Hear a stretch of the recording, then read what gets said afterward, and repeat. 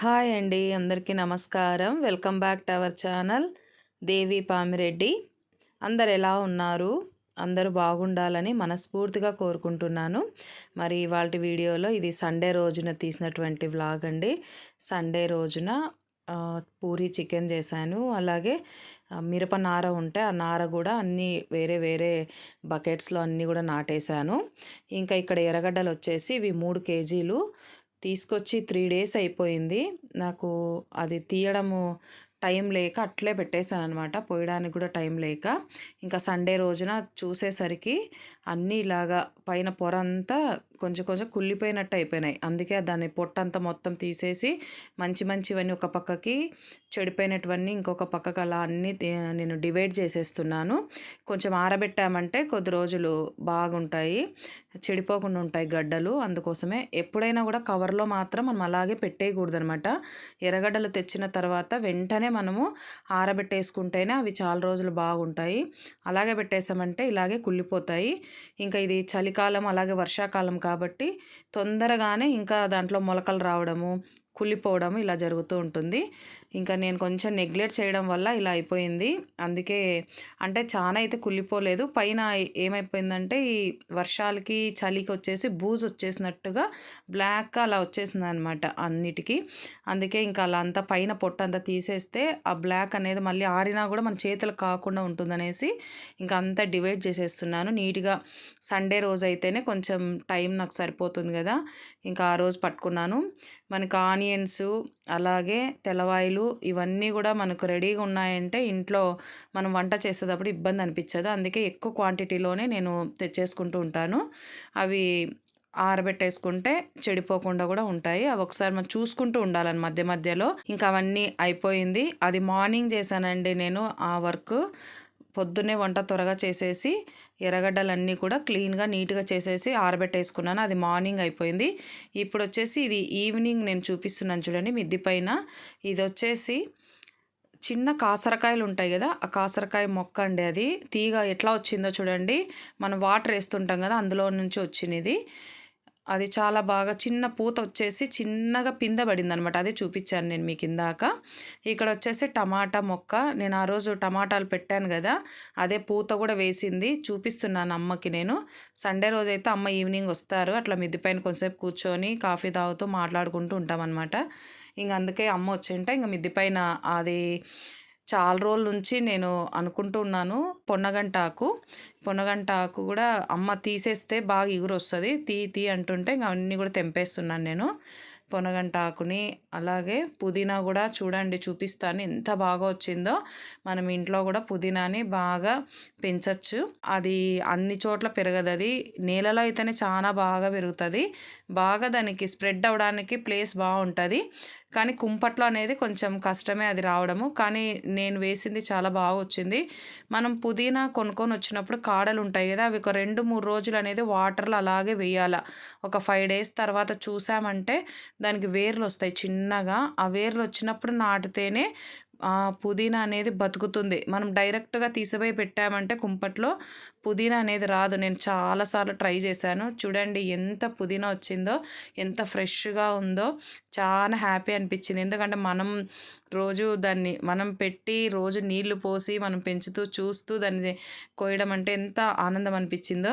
మా అమ్మ చూడు, నేను ఆనందపడిపోతుంటే దాన్ని చూసి మా అమ్మ కూడా నవ్వుతోంది, జోకులు వేసుకుంటూ. మా పాపను మా అమ్మ ఇంకా మీ అమ్మకి చాలా పట్టరాని సంతోషం వేసింది. ఆ కొంచెం దానికే ఇంకా మిద్దెలో అంతా అదే పెట్టేస్తే ఇంకెంత ఆనందపడిపోతుందో అని చాలా నవ్వుతున్నారు ఇద్దరు. పొన్నగంట ఆకు అలాగే పుదీనా ఆ 2 కూడా చాలా ఫ్రెష్గా ఉన్నాయి. అవి 2 కూడా నేను తెంపేసి ఇంకా పక్కన పెట్టేశాను. మిరప నారు కూడా అన్నీ తీసేసి నేను నాటానులేండి పక్కన. ఇంకా ఆ పని అయిపోయింది మిద్ది పైన. ఇవి చూడండి మైదా బిస్కెట్స్. ఇవి పాప చేసిందనమాట. సాటర్డే చేసింది పాప. నేను వచ్చేసరికి పాప చేసింది. కొన్నే చేసిందిలేండి, కొన్ని చేసింది పాప, కొన్ని తినింది, నాకు కొన్ని ఇచ్చి నేను తింటున్నాను. చాలా సూపర్గా చేసిందండి. టేస్ట్ చాలా బాగుంది. ఇంకా నేను తింటుంటే డ్యాడీకి కూడా ఉంచుమా అన్నీ తినొద్దు నువ్వు అని అంటుందనమాట. వాళ్ళ డ్యాడీకి స్వీట్స్ అంటే చాలా ఇష్టం అనేసి అప్పుడప్పుడు కేసరి బాత్ చేస్తుంది. ఇలాగ బిస్కెట్స్ చేసి పెడుతుంది. వాళ్ళ నాన్నకి చాలా ఇష్టం అనమాట స్వీట్ అంటే. అందుకే తను చేస్తా ఉంటది వాళ్ళ నాన్న కోసము. అందుకే నాన్నకు పెట్టు అంటోందక్కడ. ఇంక వాళ్ళ నాన్న కోసమని పక్కన పెట్టేశాను. సూపర్‌గా వచ్చిందండి. చాలా చేసింది పాప. పాప వంటలు కూడా చాలా చేస్తది. అన్నీ వస్తాయి పాపకి. నేర్చుకుంటుంది. నేను నేర్పియాల్సిన అవసరమే లేదండి. తను చాలా బాగా చేస్తుంది. అన్ని పనులు కూడా సక్రమంగా చేస్తది. నాకైతే చాలా సంతోషం అనిపిస్తది. చదువులోనే కాదు, అన్నిటిలోనూ తను నంబర్ 1గానే ఉంటది. అది తల్లిదండ్రులుగా మనకి చాలా హ్యాపీ గదండీ! పిల్లలు అలా ఎదుగుతూ ఉంటే. నాకైతే చాలా సంతోషం అనిపిస్తది. పిల్లలు అలా అన్నిట్లోనూ ముందుంటేనా అదొక తెలియని ఆనందం అనమాట నాకు. చెప్తుంటేనే కళ్ళల్లో నీళ్ళొస్తున్నాయి. అంటే అది ఆనందంతో అనమాట. బాధ గాదు. ఇంకా ఇక్కడొచ్చేసి నేను ఇది నైట్ అండి, ఈవినింగ్ టైము పూరి చేస్తున్నాను. పిల్లలకి పూరి చికెన్ కాంబినేషన్ అంటే చాలా ఇష్టము. అందుకే ఇంకా పూరి పిండినే తీసుకున్నాను. ఇది తెల్ల గోధుమ పిండి వస్తది గదా! ఆ పిండి తీసుకొని ఇందులోకి ఉప్పు తగినంత వేసేసి, ఇంక ఆయిల్ కొంచెం ఎక్కువ వేయకూడదు. ఒక చిన్న టేబుల్ స్పూన్ అంత వేసానంతే. ఏయకున్నా గూడా బావుంటది. పూరికి వేయాల్సిన అవసరం లేదు. కానీ కొద్దిగా వేసాను అలాగా. ఇంకా ఇందులోకే కొద్దిగా షుగరు, అలాగే కొంచెం వచ్చేసి బొంబాయి రవ్వ అంటాం గదండీ! సూజీ రవ్వ. అది కొంచెం వేసామంటే చాలా క్రిస్పీగా ఉంటాయి. చాలా బాగొస్తాయి. రెడ్డుగా చానా బావుంటది పూరి అనమాట. ఇంక కొద్దిగానే వాటర్ వేసుకుంటూ అంతా కలిపేస్తున్నాను. ఒకేసారి వాటర్ ఏసామంటే గూడా సరిగ్గా రాదు. పిండి కలవదు. కొంచెం కొంచెం వాటర్ ఏసేసుకొని ఇలా అంతా ఇది చాలా మెత్తగా కలపకూడదు. చపాతీ పిండి కలిపినంత మెత్తగా కలిపితే పూరి బాగుండదు.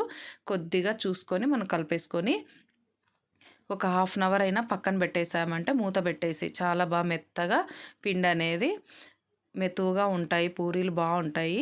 ఇంక అంతా బండపైన వేసేసి ఒకసారి అంతా కలిపేసుకుంటూ ఇంక అన్నీ మనకి ఎంత సైజులో కావాలో అంత సైజు బాల్స్ లాగా నేను తీసేసుకుంటున్నాను. చూడండి కొద్దిగానే అలా తీసేసుకొని పిండి పైన కాకుండా నూనె పైనే తిక్కుతున్నాననమాట పూరీని.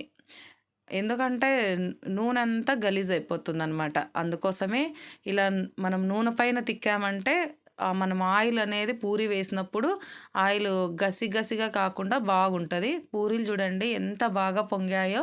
ప్రతి ఒక్క పూరి గూడా పొంగింది. అంత బావుంటది. పూరీకి మనము కొంచెం షుగర్ ఒక రవ్వ వేసాం గాబట్టి రెడ్ గూడా బాగొస్తాయి కలరు. చాలా బావుంటాయి పూరీలు గూడా. ఇంకా ఇప్పుడు అదే ఆయిల్ కొంచెం తీసేసి పూరి చేసిన దాంట్లోనే నేను చికెన్ కర్రీ చేస్తున్నానిప్పుడు. చాలా సింపుల్‌గానే చికెన్ కర్రీ చేస్తున్నా. కొంచెం గ్రేవీ ఉండాలి కాబట్టి మసాలా వేసి చేస్తున్నా. పుదీనా, కరివేపాకు, పచ్చిమిర్చి ఆయిల్లోకి వేశాను నేను. పుదీనా వేయడం వల్ల చికెన్ కూడా మంచి టేస్ట్ ఉంటది. మంచి ఫ్లేవర్ ఉంటది. కరివేపాకు కూడా ఇవి మీరు వేసి చూడండి ఒకసారి తెలియని వాళ్ళు. చాలా బావుంటది చికెను. మంచి స్మెల్ ఉంటదండి. చికెన్ కొంతమంది మనం గ్రేవీ పెడితే నీసు వాసన వస్తుందంటారు కదా! అలా ఏమీ ఉండదు. ఇలా చేశారంటే సూపర్‌గా ఉంటదండి. అటువంటి నీచు వాసన లేకుండా మంచి టేస్ట్ కమ్మగుంటది. ఇంకా కొంచెం అల్లం వెల్లుల్లి పేస్టు ఇంట్లో ఆల్రెడీ నేను రుబ్బి పెట్టినది ఉంటే అదే వేశాను. ఒక పెద్ద స్పూన్ అంత వేశానండి. 1 కేజీ చికెన్ చేస్తున్నాను. ఇంకా అది కొంచెం పచ్చి వాసన అంటాం కదా! అలా మగ్గిన తర్వాత ఉప్పు, పసుపు వేసి 2, 3 సార్లు చికెన్‌ని బాగా కడిగి మనము పక్కన పెట్టేసుకోవాలండి. నీళ్ళు కూడా అన్నీ ఒడిచిపోయే వరకు ఉంచి, తిరువాతలోకి మనం ఆ చికెన్ అంతా వేసేసుకోవాలి. ఇప్పుడు ఇందులోకి ఉప్పు, పసుపు వేసి బాగా కలిపేసి మూత పెట్టేసి కొద్దిసేపు వదిలేసామంటే చికెన్‌లో ఉన్న వాటర్ అంతా కూడా వదిలేస్తది కదా! అప్పటి వరకు మనము ఇందులో ఒక మసాలా వేయకుండా ఫస్ట్ ఇలాగే మగ్గిచ్చాల. ఇది మగ్గిపోయిన తర్వాత నేను మసాలా వచ్చేసి ఒక పెద్ద ఎర్రగడ్డ తీసుకున్నా. అలాగే ఒక టమాటా, కొంచెం కొత్తిమీర, ధనియాలు కొద్దిగా ఒక 2 స్పూన్లు ధనియాలు, ఒక హాఫ్ స్పూన్ జీలకర్ర వేసి మిక్సీ బాగా పట్టేసి ఆ పేస్ట్‌ని వేశానండి. నేను ఆ క్లిప్ మిస్ అయిపోయింది. ఇక ఆ గ్రేవీ చూడండి ఎంత బాగా ఉందో. కొంచెం ఆయిల్ కూడా వదిలేసింది కదా! అంటే ఆల్మోస్ట్ ఆల్ చికెన్ మనకి రెడీ అయినట్టే.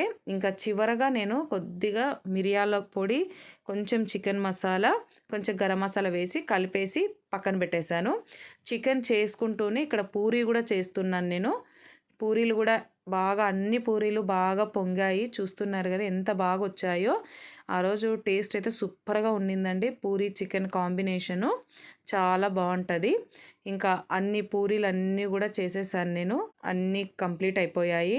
ఇంకా నైట్ అదంతా గూడా కిచెన్ అంతా ఆయిల్ చిట్లింటది గదా! మొత్తం అంతా గూడా కిచెన్ క్లీన్ చేసేసుకుంటున్నా. టైల్స్ కానీ, స్టవ్ గానీ ఇవన్నీ కూడా నాకెప్పటికప్పుడు కిచెన్‌లో క్లీన్‌గుంటేనే మనశ్శాంతిగుంటుంది. నేనెలా ఉన్నా గూడా నాకు కిచెన్ అనేది నీట్‌గా ఉండాలా.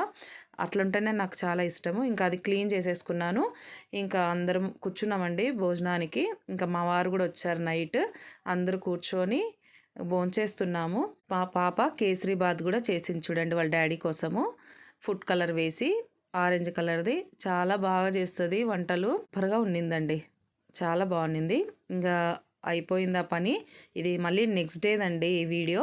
ఇక్కడ గంజిగడ్డలు మా వదిన తోటలోవనమాట. తోటలో నుంచి తీసుకొనొచ్చింది. అందుకే ఇవి ఎర్రగా లేకుండా కొంచెం తెల్లగున్నాయండి గంజిగడ్డలు. బావున్నాయి ఫ్రెష్‌గా. ఎందుకంటే మన తోటలోవి గదా! బావుంటాయనమాట.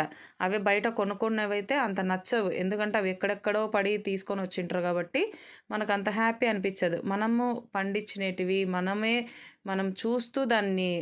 మనం చూస్తూ దాన్ని తెంపుకొనొచ్చినటువంటే మనసుకు చాలా హాయిగా అనిపిస్తది. నాకైతే అలాంటివంటేనే చాలా ఇష్టము. తోట నుంచి తెచ్చినవి. ఫ్రెష్‌గా చాలా బావున్నాయి ఇవి గూడా.